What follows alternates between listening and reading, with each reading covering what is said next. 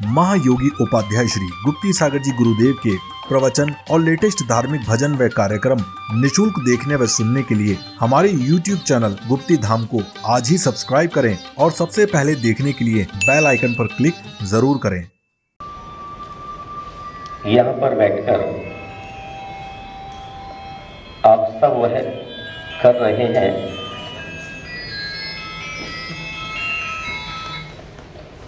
जिस देश की जड़ों को सींच करके वृक्ष से महान ऊंचाई तक पहुंचाने की कोशिश की जाती है। इंसान कोशिश ही कर सकता है।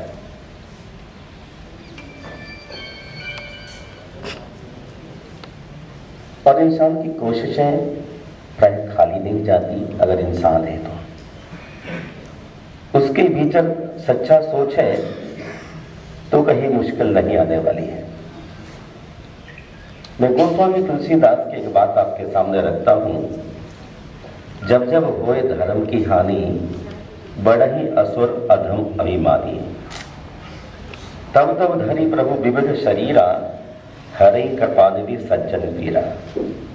सचमुच ही धरती पर जब राक्षसों का प्रभाव बढ़ जाता है तो एकाध कोई महापुरुष अवतरित होता है और उसकी बुरी आदतों के लिए नियंत्रित करने के लिए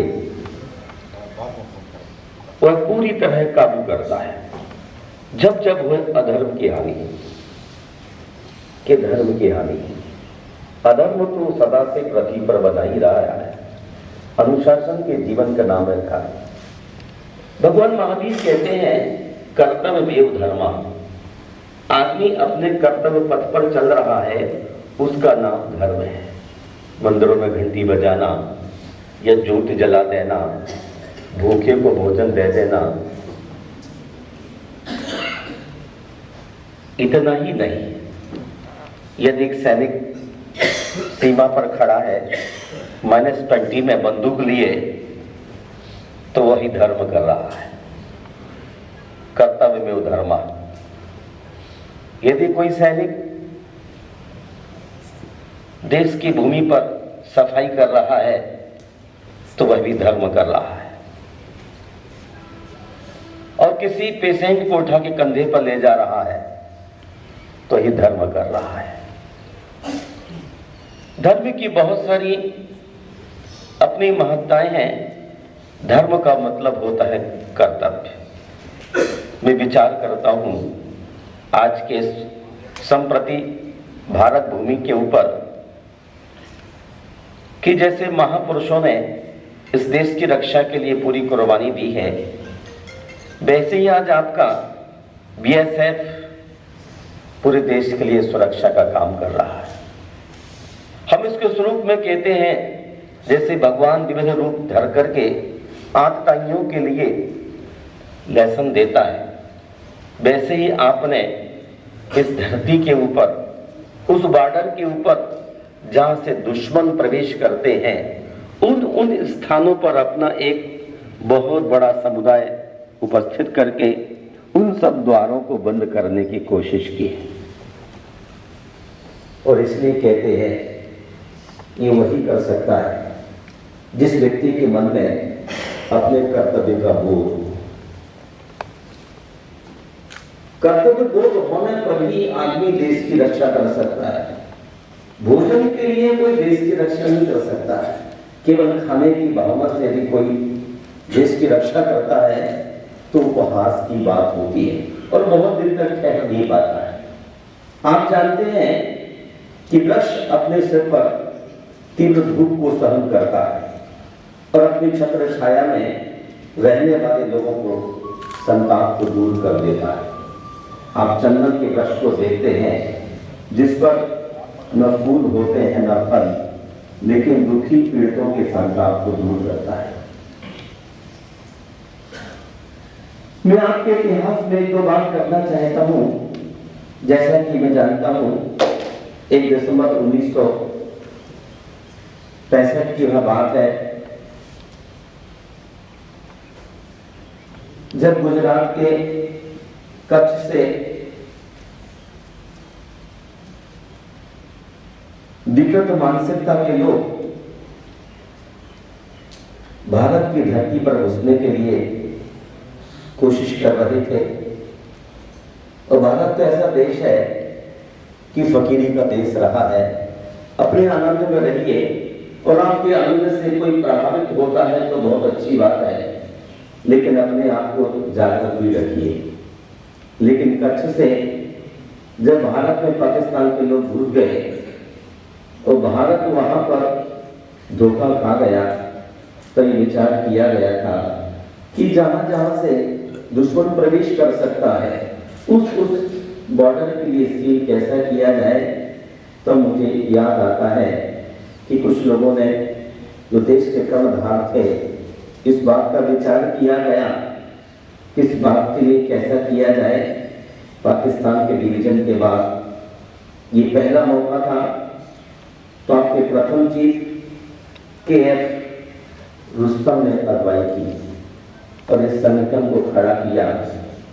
मुझे बड़ी खुशी है कि आज देश में ये संगठन बहुत बड़ी ऊंचाइयों पर पहुंच गया है। बड़ी ऊंचाई का मतलब ये है, पूरे देश में 2,40,000 जवान हैं और यह संगठन विश्व की सबसे बड़ी सीमा सुरक्षा है।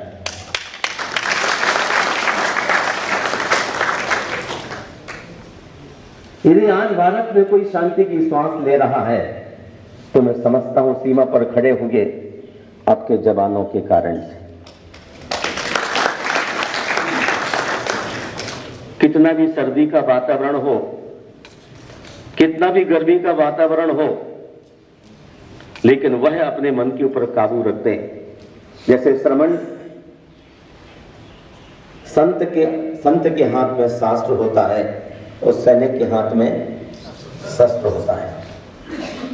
संत के हाथ में शास्त्र धर्म ग्रंथ होता है, उस ग्रंथ की सौगंध खा करके वह सारी जिंदगी अपने जीवन को मोक्ष के लिए लगाता है और अपने शरीर के लिए कुछ भी नहीं चाहता है। और सैनिक भी शस्त्र लेकर के बॉर्डर पर खड़ा होकर के इस देश की रक्षा के लिए अपनी कुर्बानी को तैयार रहता है। जब लोग वातानुकूल वातावरण में ठंडी ठंडी हवा ले रहे होते हैं, तब सैनिक लद्दाख में खड़ा हुआ ठंडी ठंडी हवा में आपकी रक्षा करता है। मैं कई बार विचार करता हूं कि 140 बटालियन इस पूरे देश में है और इनके कारण से जितने देश के पूंजीपति अथवा नेता हैं, ये थोड़ी श्वास ले रहे हैं, वरना इनका गला कुंठित हो जाता है।